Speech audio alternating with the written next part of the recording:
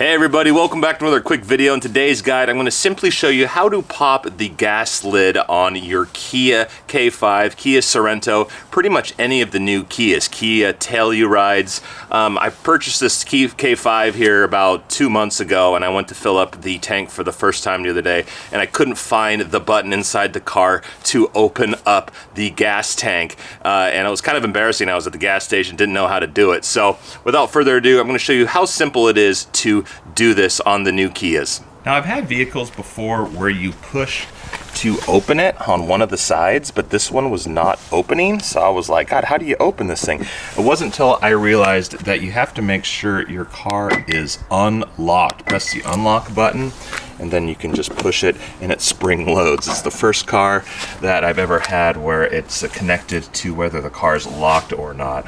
Well, everybody, I hope you found today's video informative. If you did, please hit that like button, and we'll see you in the next video.